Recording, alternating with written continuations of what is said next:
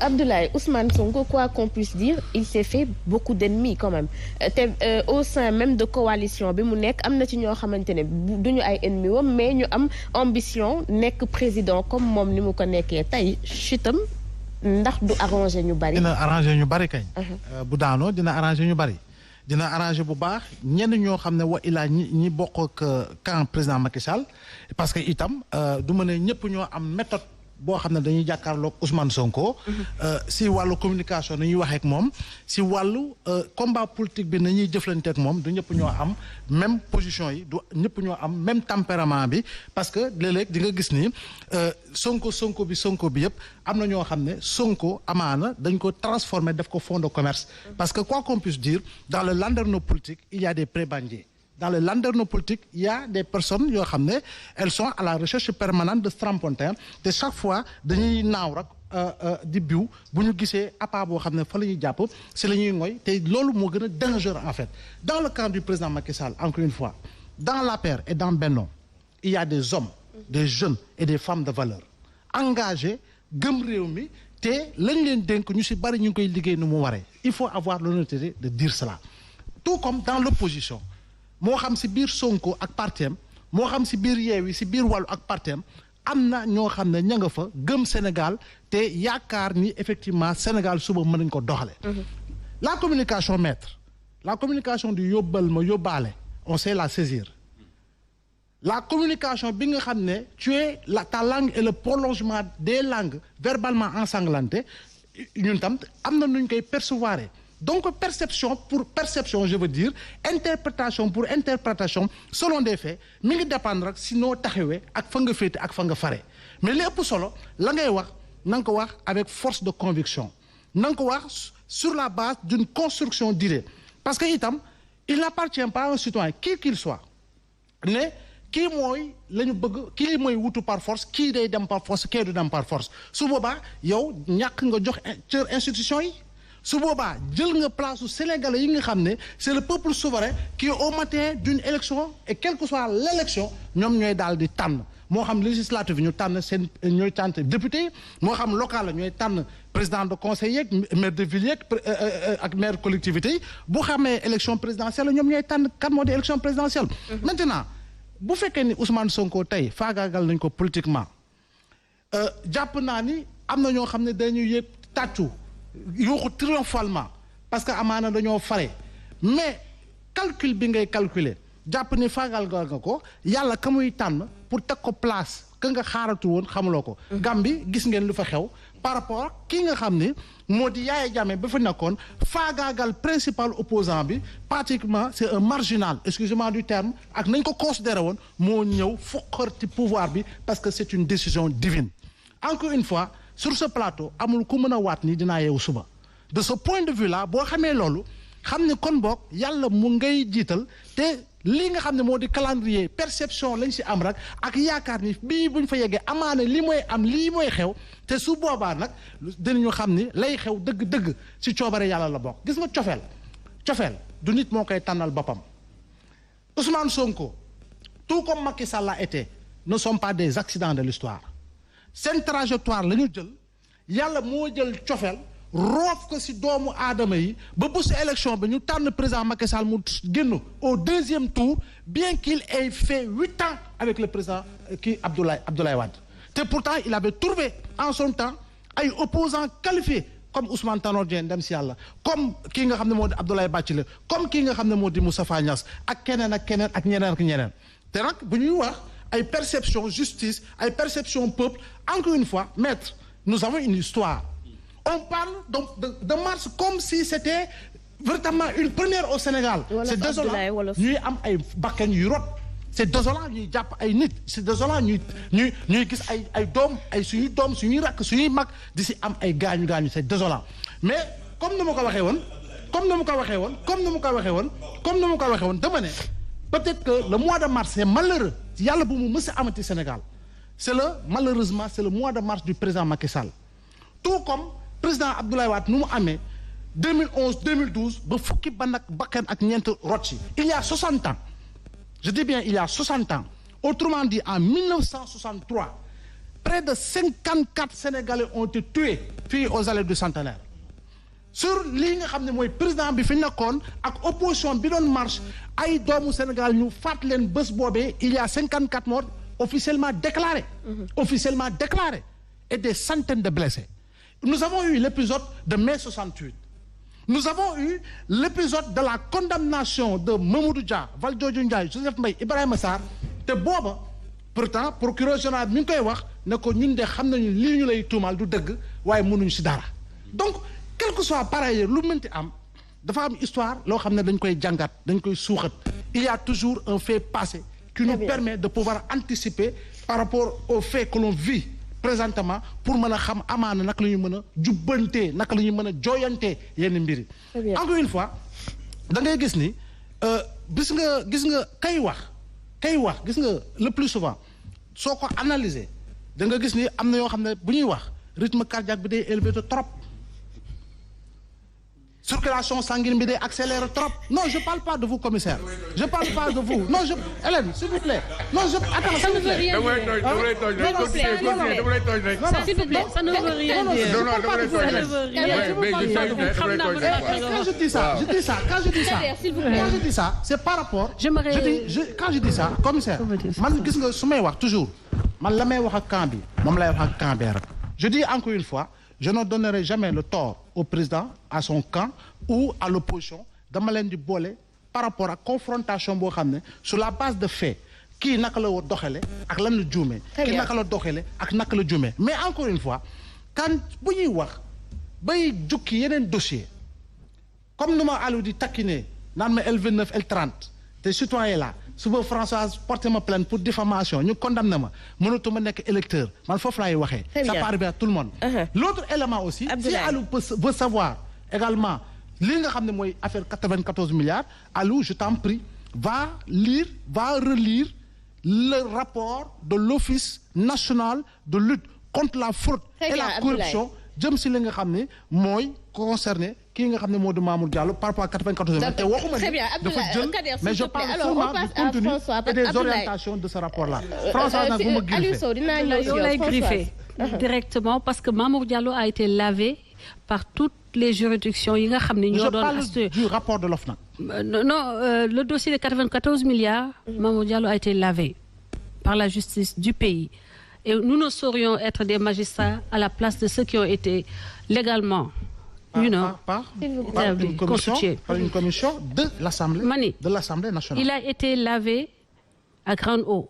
Il a été lavé par les juridictions compétentes. Donc ce dossier-là, il dafa nekk français. dafa nekk comme ni ko sëñ bi waxee. dañuy xool nit ñi naka la ñu duggee ci politique. ma koy fàttali ni Sonko dafa fen ba ñu dàkk ko ci fonction publique. ñu rafetal kàddu gi rek. maanaam dafa sos am sorry maa ngi jéggalu maanaam la moralisation du débat public pour les enfants qui nous regardent je m'excuse il est plus indiqué de dire qu'il a raconté des balivernes ba ñu génnee ko ci fonction publique ne ko il est disqualifié pour mu servir l'État du Sénégal ça pose le problème déjà koo xam ne yow dañ la jël en tant que commis de l'État ñu disqualifié la ne la tu n'es pas apte département état nga bokk ci ñu koy gérer il n'était même pas chef léegi nga ne yow réew ma ngay gérer te yow dañu la disqualifier pour nga gérer nga bokk ci ñi gérer benn département de l'État c'est un problème c'est une contradiction majeure qu'il convient de régler il faut que ñi nga xam ne ñoo yow pouvoir ñu dénk suñu réew leeral ñu ci aspect boobu nit ku ñu dàkk ne mënoo bokk ci ñi yow benn département wu état est-ce que waroon na mën a bokk élection di laaj carrément à gérer toute l'administration de ce pays ñu ñëw maintenant ci donc que moom il est entré en politique avec le mensonge il a utilisé le mensonge dafa jël sos ak fen def ko gànnaay ci mbirum politique te loolu yëpp moom leer na te boo leen seetloo lu mu wax dootu ci dellu si dootul indi ay leeral dafay ñëw indi benn sos gëmloo nit ñi que lii muy wax ni dëgg la ba maas yi jël ko intégré ko mu avancé ci beneen sos ciblé beneen adversaire politique 94 milliards yi bañ ko woowee dafa ne dafa nekk campagne talu te ñëw wuyu leerlu leeral sénégalais yi ci li nga xam ne moom wax na ko ba mu doon riir boo xam ne musuta am ci àddina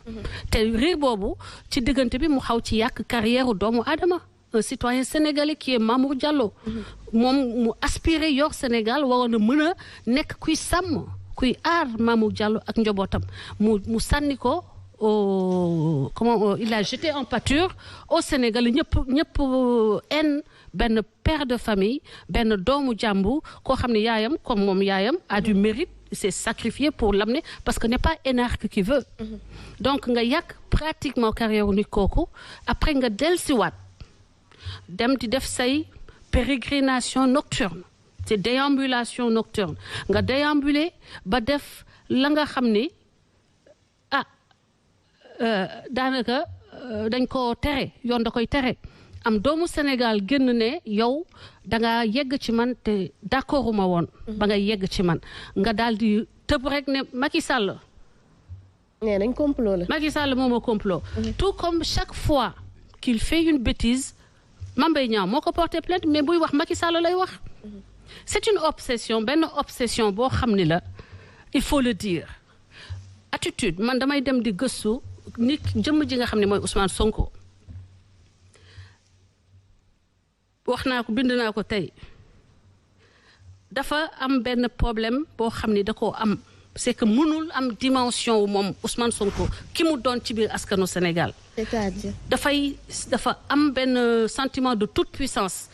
tey dafay natt boppam ak état wu Sénégal maanaam bras de fer xam nga nu ñuy defee bras de fer moom dooleem lay natt fi mu ne nii ak askanam ak réewam ak état am avec cette nation et ça lui plaît mu bañ a dem génn di football pour won nit ñi ni que man gis nga ni ma toll demuma te mujjewul fenn et c'est extrêmement grave. D'accord. beneen bi mooy lu day ni koo xam ne yow ba nga demee ci salon de massage bi da nga ne xale yi man je suis l'homme le plus recherché du Sénégal nga am négligence majeure bu day ni boo yegsee da ngay ñëw àndoo ak garde corps puis ci période Covid nga mënoon a feebar Covid on sait que ça c'est des millions de morts de par le monde nga mënoon a wàll maanaam nga wàll xale yi nga fekk ci salon ba te y en avait au moins dans cette famille là y avait amoon na au moins juróomi bant maam yàlla ndax Ndeye Khady ngi fa jëkkëru Ndeye Khady ngi fa seen doom Ndeye Khady mu ngi nekkoon jigéen ju warul ñooñu nga xam ne ñoo gënoon a vulnérable au Covid maanaam Covid dafa nekkoon ñoo xam ne jigéen yu warul yi dañu leen doon aar plus particulièrement plus spécialement que par rapport aux autres citoyens yow nga ñëw foo xam ni mënoon nga wàll jigéen ju warul jooju est-ce que sax doomu Ndeye Khady bi faatoo est-ce que moom wàlluwu ko Covid te xamuñu ko on ne peut pas savoir parce que Ndeye Khady nee na ñaari doom la amoon ñaari seex la kenn ki dafa faatu ñeneen ñi mën nañu am immunité mais xale kii ëmb peut-être que seex yi am na ci kenn koo xam ne chopé na virus bi perdre la grossesse on peut pas savoir mais maintenant ça montre l'irresponsabilité de ce monsieur-là quand bu fekkee ni da ngaa dugg ci politique di wane ni yow sa loxo dafa set yow da ngaa jub mais balaa yow ngay mosoo jógee sàcc foofu un franc nga xëy suba teel woon ñu ni que tu es expert en vol parce que daf ñoo wax ni dafa doon sàcc pitax ba mu nekkee xale dafa ne dafa xamoon na technique am na expertise ci sàcc dafay sàcc ay pitax daf leen di sotti parfum daf leen di sotti parfum day sotti pitax yi parfum pitax yi ñëw mu sàcc daal di jël pitax yi jaay ko 300 francs balaa borom pitax bi di ñëw loolu ça veut dire quoi alors mooy ni wax na xale yi ni que mun ngeen di sàcc tant que vous n'êtes pas attrapé donc ça c'est à pertes et profits beneen bi mooy ku mënoon a def stratégie de sàcc yooyu et de dissimulation yooyu buñ la joxee les fonds de ce pays-là les caisses de ce pays qui a volé un œuf pourra demain voler un bœuf donc sàcc bi ñuy wax di ko xasee ñii nekk fii au pouvoir donc Ousmane Sonko war nañu tey ni moom expert la en vol. alors Françoise sànq da nga tudd dossier bi nga xamante ne moom moo dox ci digganteem ak Adji Sarr yéen itam depuis le début boobu ba tey yéen a ngi wax ne que vous détenez des preuves mais ba tey gisuñu dara vous en avez réellement. man comme je le dis mon combat est un combat de principe wax naa ko que li ma doon xeex ñun lu ñu doon xeex mooy le déni de justice que ñu imposer dëkk bii nii am na citoyen boo xam ni kenn mënu ko yóbbu devant la justice maintenant ndax aji am na ay preuves xalaatal un peu xale bu am 20 ans 17 millions de Sénégalais attaqué wul kenn ku dul Ousmane Sonko. Pendant 2 ans elle vit quasiment sous la menace de mort 24 heures sur 24. Stress boobu coono boobu mënatul liggéey mënatul dem mënatul ñëw pendant 2 ans ku amul ay preuves dina traîner coono boobu douleur boobu torture mentale boobu pour lan pour se retrouver face à la presse di laaj que ñu defal ko kii public procès public te Sénégal nu mu toll c'est la seule personne bi nga xam ne Ousmane Sonko ñemewu ko la seule personne boo xam ne Ousmane Sonko bi wax ci moom day lox lu tax mais xam na xale bi xam na am na bés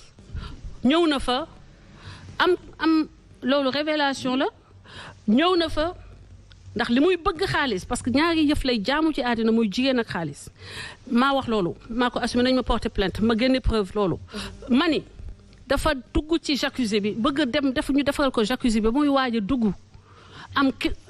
militant bu ko woon ne ko xaalis baa ngi nii mais maa ngi dem aéroport de mu soluwaat dem xam nga dafa doon contrôler xale yi buy ñëw saa yu ñëwee day laal sax perruque yi lambatu xool ndax micro dugg lu ñu la micro lambatu xool sa yaram muy palpé islam may na góor di palpé jigéen day palpé xale yi